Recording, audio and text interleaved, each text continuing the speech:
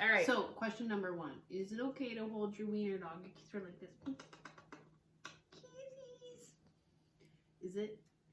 Is that recommended behavior training? Welcome to Love the Dog Your Puppy Will Become, a video series for dog lovers who want to create the best relationship with their puppy. I'm your host, Tracy Franken of Beyond Obedience, and this is episode 2.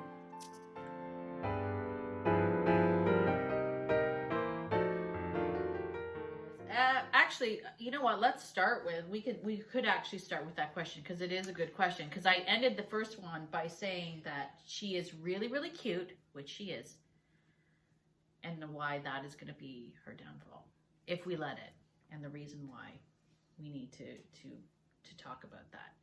Not for you guys, so we can give her loves and kisses. Right, like not for you guys, but where it's going to become a problem is when everyone else thinks she's very cute. And they want to do the same thing. And we want to talk about that. And these are the things, this is the reason why I wanted to jump into Nikki's life so early on in the journey, because it's these defining moments. We haven't had her a week yet, but in that time, and this is very important, you haven't gone anywhere or taken her anywhere or done anything with her, correct? No, we wanted to focus on getting used to us. Right.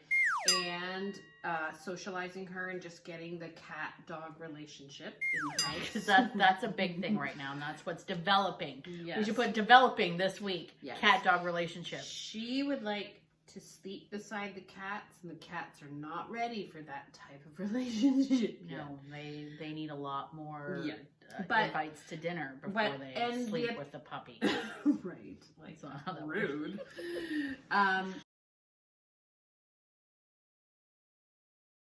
But we've also been like taking her around the property, getting her used to like, you know, which entrances and all of that stuff.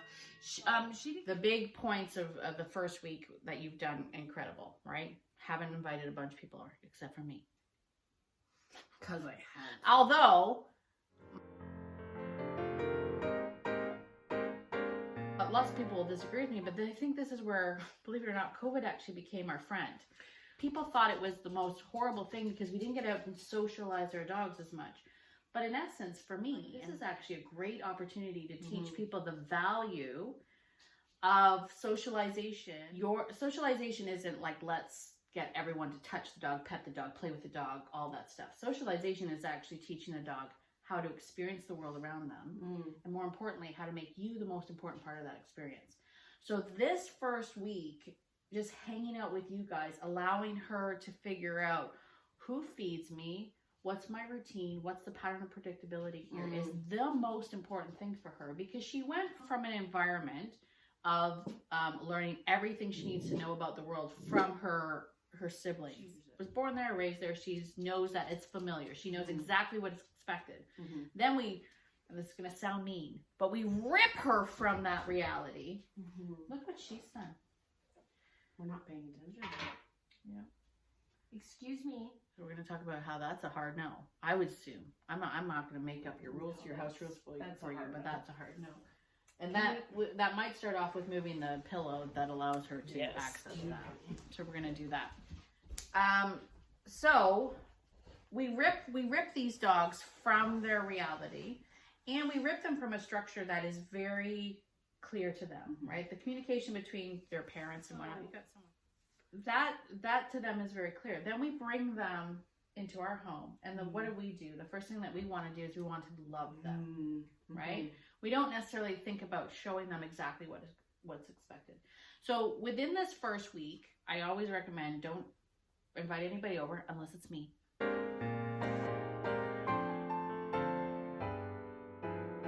Watched her, and then I sat on the ground and I videoed what her response was to me without me looking at her, calling her, touching her, or doing anything with her. She's cute. But the moment she put her down, I got down on the floor and I just videotaped her and I watched what she did.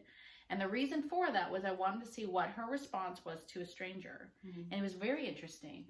And what I recorded was a really good sign. Watched her do the natural approach and retreat. So retreated to you and sat behind you and like by your legs. And I was like, that is delightful. It's so meaningful. And believe me when I say most people miss it, right? As owners, exactly. Because our whole thing is that we're like showing the people the puppy. We're like, look at how cute she we're is. distracted. So distracted. We're distracted with it. We're not really paying attention. We're trying to be polite. You had offered me a latte, which you hadn't offered me today, but whatever. Wow. We did that whole thing. The fact that she went to you, behind you, was a conversation. And that first conversation was, I'm unsure of these people. Can you help me? Yeah. Right? Now, if we hadn't been the dog people that we are, and we would have been all like, we would have proceeded to be on top of her, picking her up. And this is what I said to Nikki when I left. I want you to start asking her if it's okay to pick her up. You know, it's interesting that you brought that up because both Sean and I have been doing that, and Noah. And there are times where she like scoots right back and sits, and she's like, I don't want that. Isn't that interesting? It is interesting. And then there's times where she will like leap at you, and you're like, oh my gosh, okay. You want up. Yeah.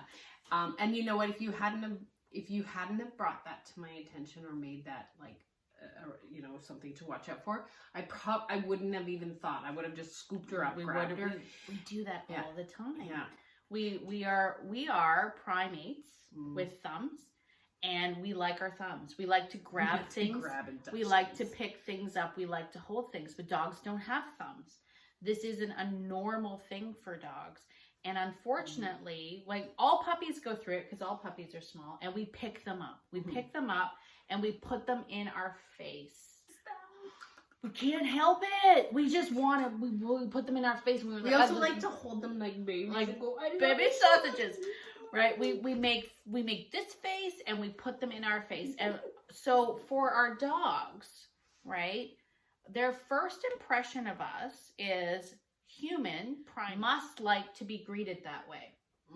This is how they greet, and dogs are very perceptive and they adapt to everything. So when we go and we pick them up and we put them in our face, we teach the dog what? This is how we like to say hello. Now what happens with that? For you guys, it's not going to be as bad because she's little, right? But we teach the dogs this is how we greet. So we immediately teach dogs, jump up on people. I don't want my dog jumping up on people. I'm glad you brought that up because she goes from like 0 to 100, and she does this thing where she jumps up and like smacks you in the nose with her little nose. And like, she's gotten me in the eye a few times. Right. And again, we're like, oh, you're so cute. But she gets a couple more pounds on her, and that's going to be dangerous. Yeah. And so here's my question to you. So I have been, when she comes at me, I kind of put my hand up so that she can't do that. Yeah. And I gently just kind of try to redirect her and pet her calmly. Is that acceptable? And what we're going to start doing is we're going to practice what touches invigorate and energize her versus what touches calm her. And we're going to start to really realize what our body language is doing to elicit that response versus what we can do to get her to calm down. Be sure to join us next week for our next episode of Love the Dog Your Puppy Will Become. Be sure to like and subscribe and share this episode with all your dog-loving friends. See you next week. Lisa's outtakes. Who's the last?